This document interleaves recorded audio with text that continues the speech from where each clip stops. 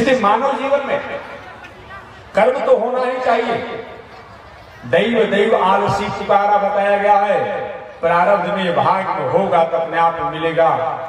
अरे भाग कहीं अलग से आता है जी, भाग कहीं अलग बनता है जी, आप ही के द्वारा भाग बनता है, आप ही के द्वारा भाग बनता है, प्रारब्ध बनता है, भाग कहीं अलग नहीं होता है। हाँ, हम अपने आप में ये भाग हमारे कर्मों के अनुसार, हमारे पुरुषार्थ के अनुसार बनता है, लेकिन हमारा वह कर्म जो है लक्ष्य पूर्ण होना चाहिए, उद्देश्य पूर्ण होना चाहिए। लक्ष्य और उद्देश्य हीन कर्म और पुरुषार्थ जो है व्यक्ति को अंतिम मुकाम तक पहुंचाने में सक्षम नहीं होती है।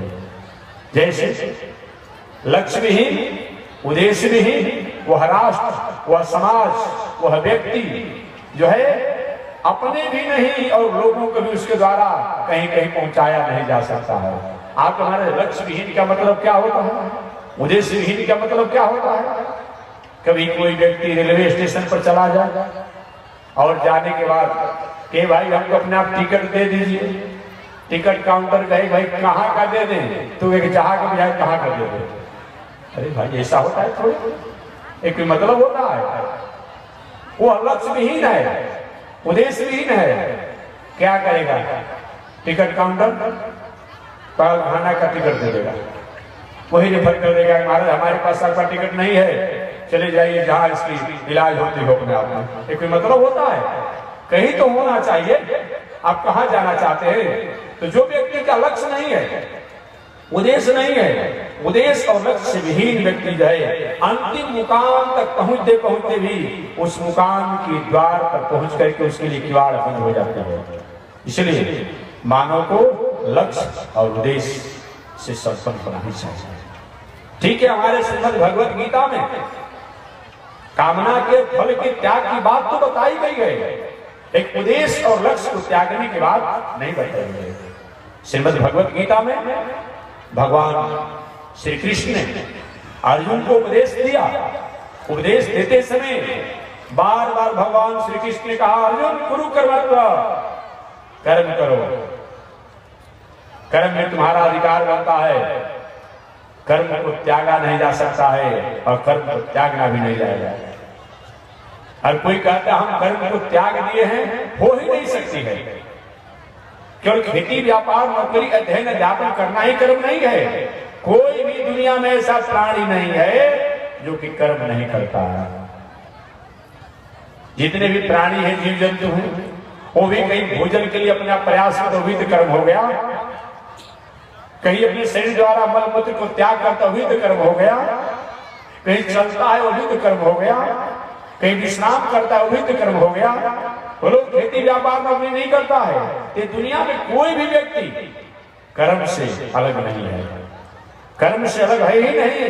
तो जब वो कर्म जब छूट ही नहीं रहा है, कुछ लोग आधुनिक विचारक जो होते हैं अपने आप में आधुनिक, कुछ दार्शनिक विचारकों ने क्या किया, कहते हम मंदिर में नहीं जाते हैं, हम तीर्थ व्रत नहीं करते हैं, हम कुंभ नहीं करते हैं, हम उन तत्वों को तो मानते हैं, सत्य को, उन ओम को तो मानते हैं, उन अपने आप तेज पुंज को तो मानते हैं, लेकिन ये सब अपने आप में एक पहला दूसरा क्लास का पढ़ाई है। कहता है कोई लोग कि पहला दूसरा क्लास की पढ़ाई है, मंदिर की पूजा करना, गंगा स्नान करना, गीता और भागवत इत्यादि कथा सुनना, ये सब तीर्थ व्रत करना, ये सब क्या है, संत महात्मा का दर्शन करना, ये पहला क्लास की दूसरा क्लास की पढ़ाई है।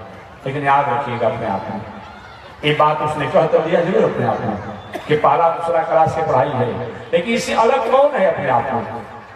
मैं पुनः निवेदन किया, अगर तुम नहीं कर्म करते हो तो कोई कर्म मत करो, कोई कर्म मत करो अपने आप। कौन इस दुनिया में आया जिसने कर्म नहीं किया?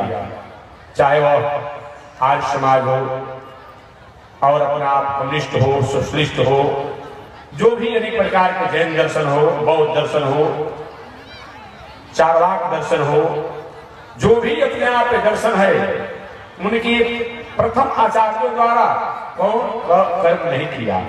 बताइए, कौन कर्म नहीं किया? कर्म से अलग कहाँ रहा अपने आप में? कोई कर्म से अलग नहीं है और कोई कर्म से अलग हो भी नहीं सकता है। अगर अलग होने की बात है, तुम सारी कर्मों को छोड़ दो, तुम अपने परिवार बाल बच्चों के लिए, अपने कपड़ा रोटी मकान के लिए तुम अनेक प्रकार के उपद्रव में कर्म को कर सकते हो। कहीं 2 मिनट जाकर हाथ जोड़ना हो कहीं मंदिर में तो हमें कर्म नहीं करते हैं।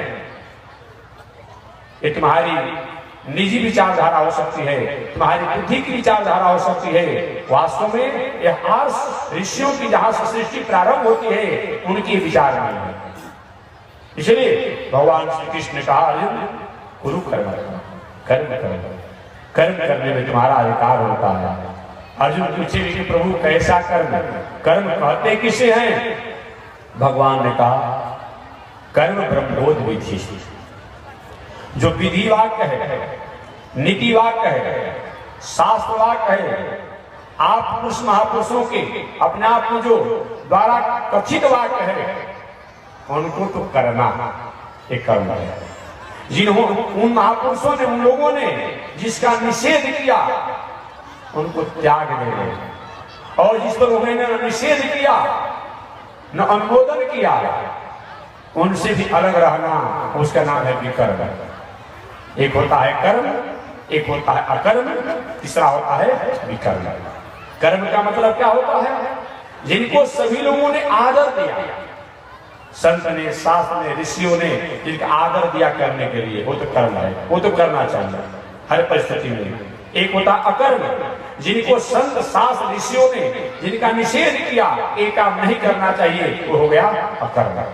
और विकर्म क्या है? जिनका न निषेध किया गया न जिनका अनुमोदन किया गया, कुछ गिने चुने लोगों द्वारा कभी न किसी कालों में उसको अपने जीवन के प्रैक्टिकल में उतारा गया, वह क्या है? विकर्म है।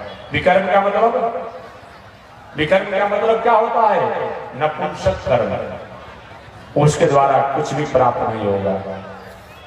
शमशान पर जाकर के आप कितना भी आहुति कर लीजिए, भले ही घी और समय आपका लग जाएगा, लेकिन उससे आप कुछ प्राप्त होने वाला नहीं है।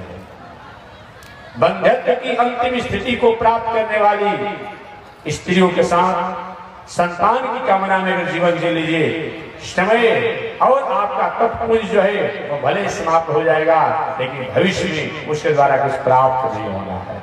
ये बताया है।